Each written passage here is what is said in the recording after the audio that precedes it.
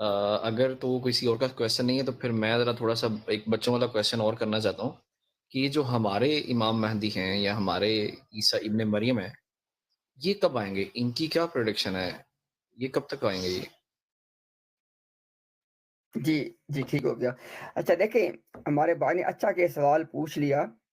اکثر نہ، بلکہ اگر آپ لوگوں میں سے جو لوگ ان کے لٹریچر سے، ان کی ویڈیو سے واقف ہیں نا، ان کے جو چوتھے خلیفہ تھے مرزا طاہر، انہوں نے نا ویڈیوز میں بار بار یہ بات کی ہے کہ بھئی ہم سے کیوں الجھتے ہو، ہم کو چھوڑ دو، بس تم عیسیٰ کو اتار لاؤ، ہم جھوٹے ثابت ہو جائیں گے۔ اچھا بھائی میرے، آپ نے ایک بات نوٹ رکھنی ہے، سیدنا عیسیٰ علیہ السلام کا آسمانوں پہ اٹھایا جانا، سیدنا عیسیٰ علیہ السلام کا آخری زمانے میں نازل ہونا، یہ دونوں غیب کی خبریں ہیں۔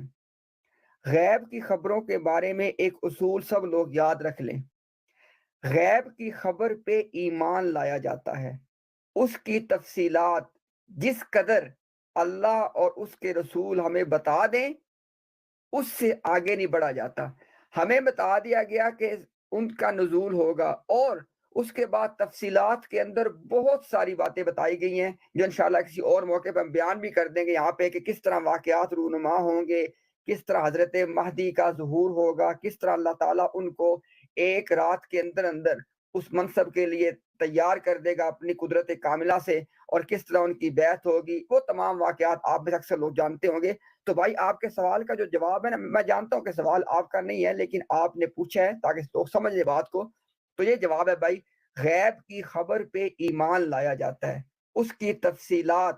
اگر کوئی آدمی کہے کہ مجھے مرزا صاحب سے ثابت کرے کہ غیب کی خبر کو بغیر تفصیلات کے ماننا فرض ہے، انشاءاللہ وہ بھی حوالہ پیش کر سکتے ہیں، لیکن یہ بات کا ان کو انکار نہیں ہے۔ آپ کو چھوٹی سی مثال دے دیتا ہوں، جنت اور جہنم کا ہونا یہ دونوں غیب کی خبریں ہیں، یعنی ہمارے حواس خمسہ کے ذریعے ہم نے اس کو معلوم نہیں کیا۔ کیا کوئی بندہ یہ دعویٰ کر سکتا ہے کہ مجھے جنت اور جہنم کی تمام تفصیلات کا کیونکہ پتہ ہے اس لیے میں اس کو مانتا ہوں؟ کوئی دعویٰ نہیں کر سکتا۔ تو غیب کی تمام خبروں کے بارے میں ایک ہی اصول اپلائی ہوگا کہ جو ہمیں بتا دیا اس پہ ہمارا ایمان ہے۔ ٹھیک ہے جی؟ ٹھیک ہے، بہت شکریہ آپ کا۔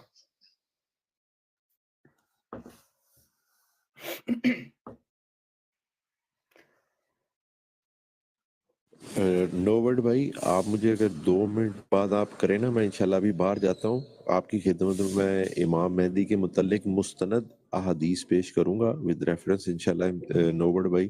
پھر جب آپ کو موقع ملے آپ پہلے خود دیکھیے گا کہ مرزا صاحب ان میں سے مہدی کی کسی حدیث کے اوپر پورے آتے ہیں، اور خود ہی فیصلہ کر لیجیے گا، پھر جماعت کا ادیان سے پوچھیے گا وہ نشانیاں جا کے کہ مرزا صاحب نے یہ نشانیاں دکھائیں۔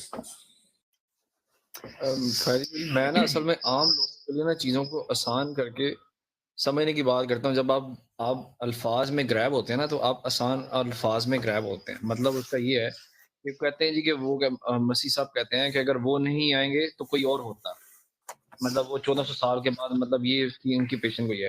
انفیکٹ سائنٹیفکلی تو اس میں کوئی شک نہیں ہے کہ دنیا کو 2 بلین ایئرز ابھی لگنے ہیں تباہ ہوتے ہوئے۔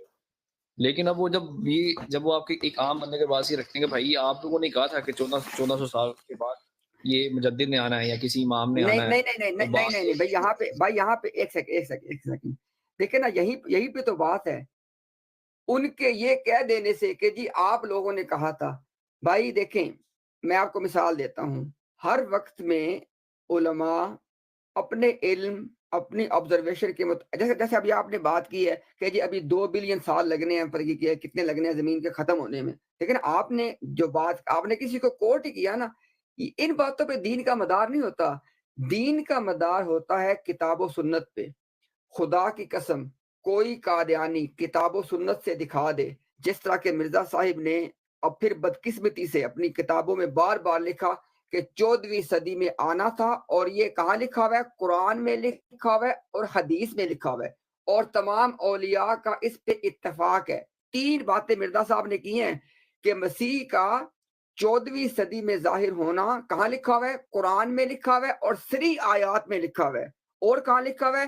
احادیث میں لکھا ہوا ہے، اور کہاں ہے؟ علماء کا اس پہ اجماع ہے، اور کہاں لکھا ہوا ہے؟ جو اولیاء کا اس پہ اجماع ہے۔ خدا کی قسم ان چاروں باتوں میں سے کچھ بھی نہیں ہے۔ اگر کوئی آدمی کہتا ہے کہ ہم غلط کہہ رہے ہیں، آ جاؤ یہ گھوڑا اور یہ میدان ہے. اچھا اب آپ سب ایک سنے بات توجہ سے میرے بھائیوں, اگر آپ نے جیسے میرے بھائی نے کہا نو ورلڈ نے کہ بھئی بات کو آسان کیا جائے, لیکن ہم آپ کو بات آسان کر دیتے ہیں. مرزا صاحب نے کہا چلے میں پہلے حوالے بھی نکال لوں تاکہ ہمارے بھائی جو ہے نا ماڈریٹر نیچے حوالے مینشن کرتے رہیں گے, اور سننے والے حوالے نوٹ کرنا چاہیں تو نوٹ کر سکتے ہیں. میں اپنے سامنے یہ لینا فائل اوپن کر لیتا ہوں تاکہ حوالوں کے ساتھ انشاءاللہ ساری باتوں کو رکھ دیا جائے. اچھا جی, آپ ذرا سنیے گا آپ لوگ بات کہ آرگیومنٹ یہاں پہ کیا ہے. روحانی خزائن والیوم نمبر 17 تحفہ گولڈویہ پیج نمبر 209 نوٹ کر لیں اور پیج نمبر 125 نوٹ کر لیں. دونوں پہ آرگیومنٹ ایک ہی پیش کیا گیا ہے. ذرا سب لوگ سنیں آرگیومنٹ کیا ہے. مرزا صاحب نے آرگیومنٹ یہ پیش کیا کہ حضرت موسیٰ علیہ السلام کے بعد 12 خلفاء بنی اسرائیل میں وہ آئے ہیں جو بنی اسرائیلی تھے.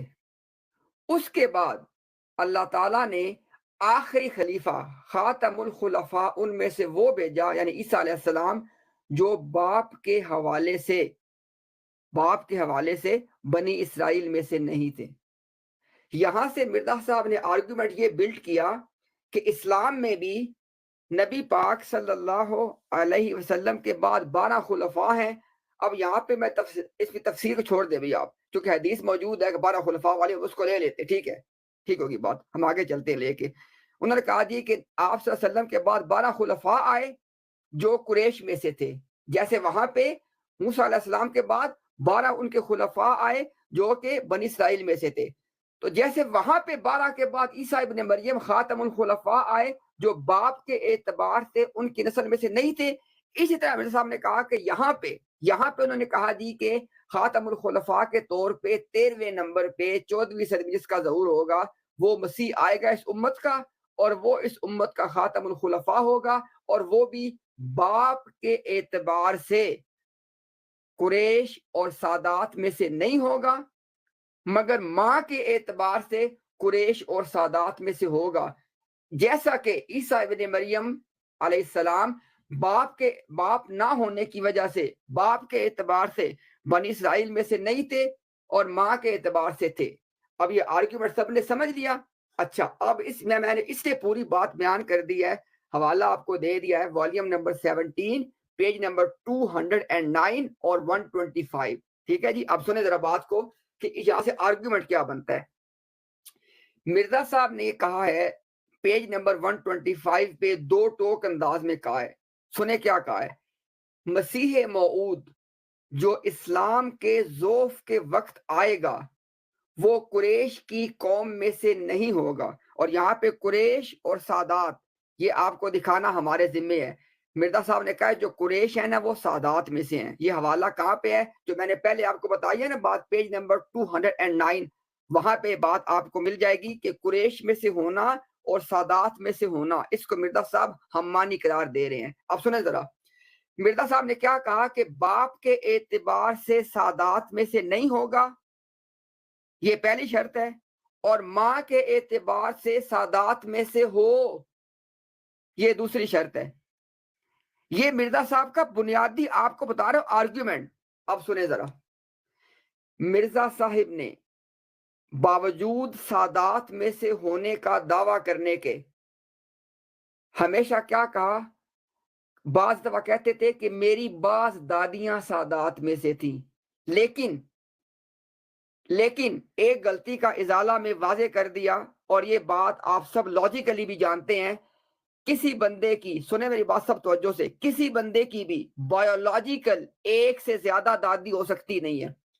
دادا کی بھلے 4 بیویاں ہوں, بایولوجیکل یہاں پہ بات ہو رہی ہے بلڈ لائن کی, جینیالوجی کی, بلڈ لائن کے حوالے سے عقلی اعتبار سے بھی نقلی اعتبار سے بھی. ایک میں نقلی کیوں کہا, مرزا صاحب نے خود کہا کہ میری ایک دادی سادات میں سے تھی, اور عقل کے اعتبار سے میں کیوں کہہ رہا ہوں, سب جانتے ہیں بھائی بلڈ کے اعتبار سے کسی بندے کی بھی دادی ایک ہی ہوتی ہے, ایک ہزار ہو سکتی بھی نہیں ہے, بھلے دادے کی جتنی مرضی بیویاں ہوں. اب سنیں ذرا, یہ مرزا صاحب نے جو کہا نا کہ میری دادی سادات میں سے تھی, اس کے باعث وہ اپنے آپ کو بناتے ہیں سادات کے سادات کا جو خون ہے نا وہ یہاں سے ہمارے اندر آ گیا. اب مجھے آپ ایک بات بتائیں ذرا, دادی سادات میں سے ہے, دادا سادات میں سے نہیں ہے. دادی اور دادا کے ملاپ سے پہلے کون پیدا ہوگا؟ مرزا غلام مرتضیٰ پیدا ہوگا یا مرزا غلام احمد قادیانی پیدا ہوگا؟ اس کا انکار تو کوئی نہیں کر سکتا نا کہ دادا اور دادی کے ملاپ سے پہلے مرزا غلام مرتضیٰ یعنی مرزا صاحب کا والد پیدا ہوں گے. اچھا, اب اگر دادی کے باعث خون کے اندر سادات کا خون آیا ہے تو میں نے آپ کو بتایا, آپ خود سوچ کے دیکھ لیں, دادا اور دادی کے ملاپ سے وہ سادات کا خون پہلے کس میں آنا پڑے گا؟ مرزا غلام مرتضیٰ میں آنا پڑے گا. جب مرزا غلام مرتضیٰ میں سادات کا خون آ گیا, ان کے خون سے کون ہے؟ مرزا غلام احمد قادیانی ہے. تو مجھے بتائیں کہ مرزا صاحب باپ, اگر تو وہ دادی کا, ان کا پورا یہ آرگومنٹ یہی ہے کہ میری دادی سادات میں سے ہے, تو بھائی جو بندہ دادی کے باعث اپنے بلڈ میں سادات کو لا, اب میں یہاں پہ اب یہ بات نہیں کر رہا کہ یہ بات صحیح ہے غلط ہے, میں صرف کہہ رہا ہوں کہ جو کچھ ہمیں دیا گیا ہے ہم اس پہ بات کو بیس کر رہے ہیں. مرزا صاحب جو ہیں وہ اپنے باپ کی طرف سے سادات میں سے ہیں, اور مرزا صاحب نے نہ کبھی کہا نہ کبھی ثبوت دیا کہ ان کی جو ماں تھی وہ سادات میں سے تھی, کبھی بھی نہیں کہا. اب اس کا مطلب کیا ہوا؟ آرگیومنٹ کیا تھا کہ جو اس امت کا مسیح ہوگا اس کے لیے دو شرطیں تھی, باپ کی طرف سے سید کا نہ ہونا اور ماں کی طرف سے سید ہونا, یہ شرط تھی. یہاں پہ اس کا بالکل الٹ ثابت ہو گیا. مرزا صاحب باپ کے اعتبار سے سید ثابت ہو چکے اپنی عبارتوں کے مطابق, اور ماں کے اعتبار سے سید ثابت نہیں ہوتے. اب یہ آرگیومنٹ میں نے اتنا تفصیل سے بیان کر دیا, لیکن آپ اس کو 1 منٹ میں رکھ سکتے ہیں. پریمس نمبر اے یعنی آرگیومنٹ کی زبان میں ڈیڈکٹیو آرگیومنٹ جب آپ رکھتے ہیں اس کے ہوتے ہیں 2 پریمس, یعنی 2 اس کے بنتے ہیں, آپ کہہ لیں کہ 2 سٹیٹمنٹس بنتی ہیں, ان میں سے ایک رزلٹ نکلتا ہے. سٹیٹمنٹ نمبر اے وہ کیا ہے؟ اس امت کا مسیح باپ کے اعتبار سے سادات میں سے نہیں ہوگا, یہ سٹیٹمنٹ اے ہے. سٹیٹمنٹ بی, مرزا صاحب باپ کے اعتبار سے اپنی تحریروں کے مطابق سادات میں سے ہیں. دونوں کو ملا کے رزلٹ نکال لیں, مرزا صاحب اس امت کے مسیح نہیں ہیں.